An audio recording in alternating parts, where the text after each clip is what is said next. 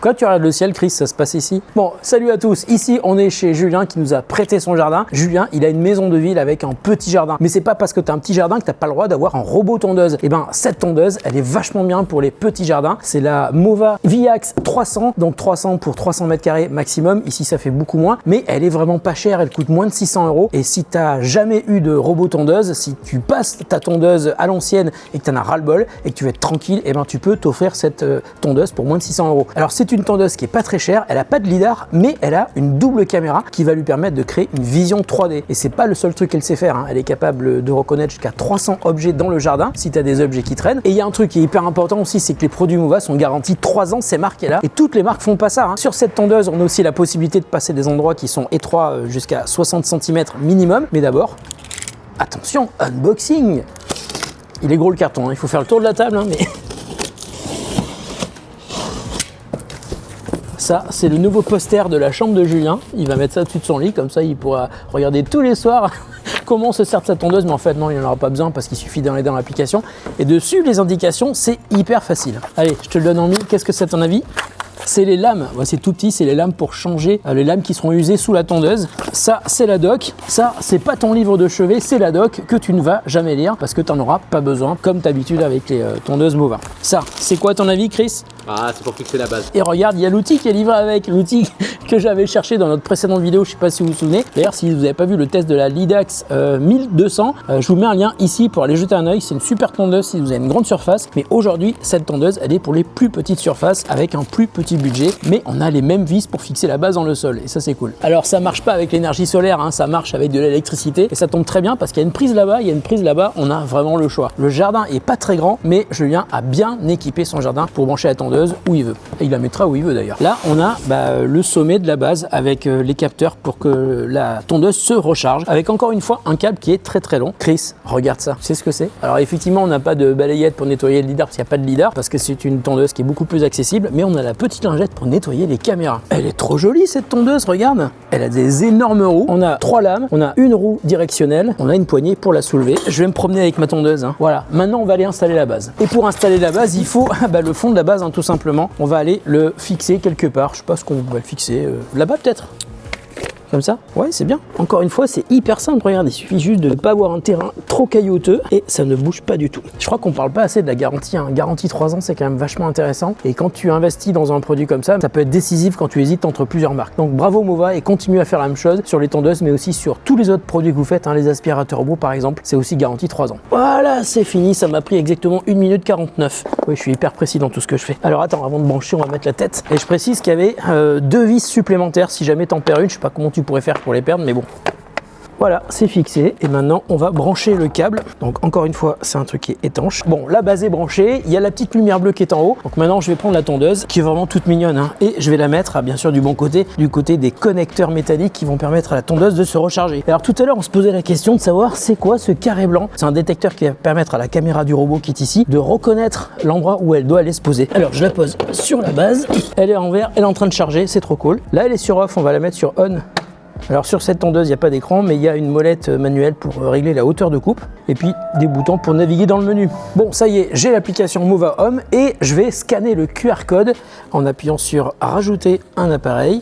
Voilà, et je vais donner le mot de passe du Wi-Fi. Je vous donne pas le mot de passe du Wi-Fi, mais j'adore ce mot de passe, c'est rigolo comme tout. 1, tu allumes le robot.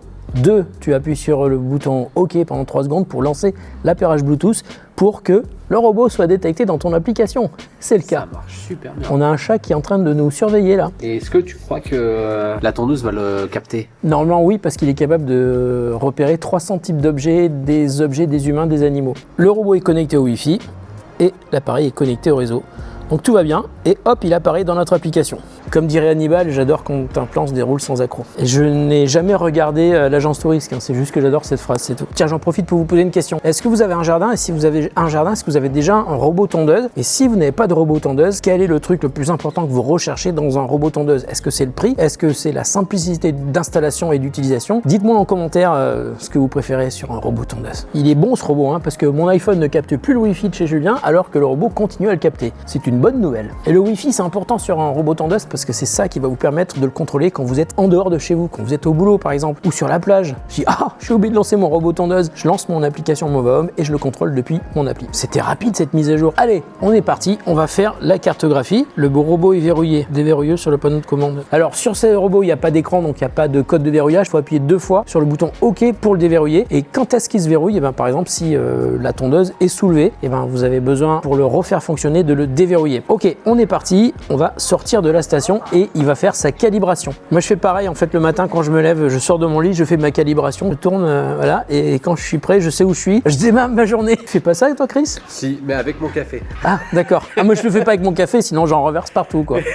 Donc on va commencer par appuyer sur l'écran où il y a marqué définir un lieu de départ. Ok, et maintenant on va lui faire le tour du jardin. Allez c'est parti. Je vais essayer de pas shooter les cailloux, mais on va quand même le faire passer le plus près possible des cailloux, faire une carte la plus précise possible. Il est ultra silencieux quand il se déplace, ça c'est vraiment très cool. Ah je suis nul en créneau moi donc voilà. Tiens en parlant de ça, je vous ai pas dit mais il n'y a pas besoin d'enterrer de câbles périmétriques dans l'herbe, hein. Il n'y a pas non plus besoin d'antenne RTK parce que tout est intégré dans le robot et ça c'est quand même la sacrée révolution des robots tondeuses, hein. Dans les années 2000 il fallait planter des trucs sous la terre et puis mettre des antennes, maintenant on n'a plus besoin de ça et ça c'est génial. Alors après longue réunion stratégique avec Chris, on en a parlé et puis on a pris une grande décision, on a un conseil à vous donner. Quand vous faites la création de la carte, une fois que la carte elle est terminée, redéfinissez un point de départ et un point de fin avec la base qui soit à l'intérieur de cette zone, parce que si la base est à l'extérieur de la zone qui a été délimitée par votre première reconnaissance, et ben vous ne pourrez pas lancer la tonte automatique. C'est tout simple, mais il fallait y penser. Ce qu'on pourrait faire aussi, c'est si par exemple la base elle est à côté d'une allée, vous pouvez créer un chemin qui fait partir le robot de la base vers la zone de tonte, mais si le point de départ et le point de fin sont à l'intérieur de la zone de tonte, et ben c'est beaucoup plus facile, vous n'avez pas besoin de créer de chemin. Mais on peut toujours le faire. Bon là on a un jardin qui est quand même parfait, mais dans certains jardins il y a des grosses pierres qui gênent le robot. Ce que vous pouvez faire, c'est tout simplement comme on le fait avec un aspirateur robot, créer des zones interdites, et puis ça vous pouvez le faire depuis l'édition de la carte au même endroit où vous pouvez créer le chemin pour que le robot aille de la base à la zone de tonte. Alors imaginez que vous avez un jardin derrière la maison et un jardin devant, ben, vous pouvez créer 2 cartes avec même, si le robot a la possibilité de passer d'une zone 1 à la zone 2 tout seul, et ben de créer un chemin pour qu'il puisse aller entre la zone 1 et la zone 2. Et ça vous pouvez le faire évidemment dans l'application où vous allez pouvoir ajouter une deuxième carte à la première carte. Sur cette tondeuse on ne peut faire que 2 cartes, hein, pas plus, mais bon c'est une tondeuse qui est faite pour les petits jardins de maisons de ville, donc c'est quand même rare d'avoir plus de 2 zones de tonte dans une maison comme ça, donc c'est le robot parfait pour les petits jardins de maisons de ville. Alors je vous montre ce qu'on peut faire d'intéressant dans l'application. On va dans les paramètres, on a programme de printemps-été, programme automne-hiver, donc ça peut être des heures de tonte qui sont différentes suivant la saison évidemment. Ensuite sur la carte, je vous l'ai dit, on peut modifier la carte, utiliser cette carte ou en rajouter une, on peut même aussi tout effacer et recommencer, et puis on a aussi la possibilité de bloquer le robot, c'est-à-dire qu'il y a un petit cadenas, si vous appuyez là-dessus, le robot ne démarrera pas, sauf si vous le débloquez depuis l'application. Alors il y a un truc qui est marrant, ça s'appelle la zone accessible. C'est par exemple, comme je vous disais tout à l'heure, si vous avez un endroit où le robot doit passer pour aller d'une zone 1 à une zone 2, ou alors depuis sa base vers la zone de tonte, et ben vous pouvez lui définir un chemin sur lequel il ne va pas tondre, il va juste traverser, il va tracer sa route, un petit peu comme moi le matin quand je vais de ma chambre à la cuisine. Un truc qui est hyper bien aussi, c'est le mode ne pas déranger. Alors franchement, pour un aspirateur robot, on va dire que c'est le truc indispensable. Pour un robot tondeuse, c'est pas franchement utile parce que il fait pas de bruit, donc il va généralement déranger personne, quoi. Ah, je sais pas si vous vous rappelez, tout à l'heure on a vu Globule qui est passé. Globule, c'est le chat de Julien. Et ben on peut activer le mode vitesse sécuritaire, c'est-à-dire que quand le robot va détecter un animal ou un petit enfant, et ben il va ralentir et il va surtout ne pas tondre pour éviter qu'il y ait le moindre accident, quoi. Il y a un truc qui est vachement bien sur ce robot, même sur celui-là qui est vraiment un prix super accessible, c'est qu'il y a un mode de protection contre le gel, c'est-à-dire s'il fait moins de 6 degrés chez vous, et ben il va pas démarrer. Ça peut être vraiment bien pour prolonger la durée de vie du robot. Alors un truc intéressant sur ce robot, et franchement c'est hyper d'actualité parce que les prix montent, vous pouvez définir l'heure pendant laquelle le robot va se charger, et ça vous permet, par exemple si vous avez un contrat avec votre fournisseur d'électricité heure pleine, heure creuse, de choisir les heures creuses pour qu'il se charge. Ça c'est une bonne idée. Et puis la deuxième bonne idée, c'est que vous pouvez aussi régler le niveau au-dessous duquel le robot va devoir se charger. Par exemple s'il a moins de 15% ou s'il a moins de 10%, c'est vous qui décidez à quel moment il va aller se charger. Waouh, je savais pas que ce robot est capable de s'adapter aux conditions météorologiques. C'est-à-dire que si le robot détecte de la pluie, alors je sais pas s'il le détecte avec un détecteur ou si c'est connecté à une base de données qui donne la météo, et ben le robot pourra ne pas aller tondre le gazon, et vous pouvez même définir le délai avant lequel le robot va sortir de sa base après la pluie. Par exemple si ça s'arrête à midi, vous pouvez dire vas-y à partir de 14h. Waouh, il y a un truc qui est trop cool sur le robot, c'est la protection contre le vol. Donc déjà quand on soulève le robot, il le détecte Direct Ace Block, il faut le débloquer manuellement. Ensuite, il y a une alarme hors carte. Si le robot est détecté en dehors de la zone dans laquelle il est censé tondre ou en dehors de sa base, vous êtes prévenu sur l'application. Et puis il y a aussi un truc qui est hyper intéressant, c'est la localisation en temps réel. On peut voir où se trouve son robot. Par exemple, si le meilleur ennemi de Julien veut lui piquer son robot, eh ben, on va savoir où se trouve le robot même s'il n'est pas dans le jardin de Julien. Et puis un truc qui est intéressant, hein, c'est que si Julien a des enfants et ils vont essayer d'aller trifouiller sur le panneau avec les boutons, ben ça on peut le bloquer directement depuis l'application.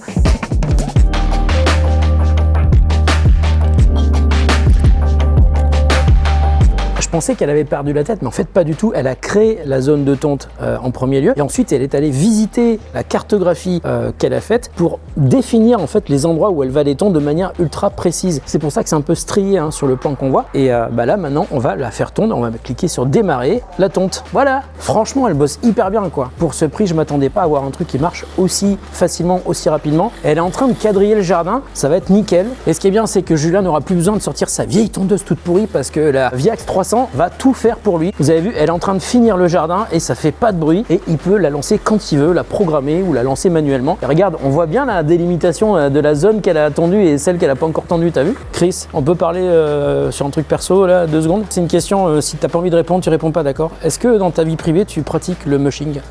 Je crois pas.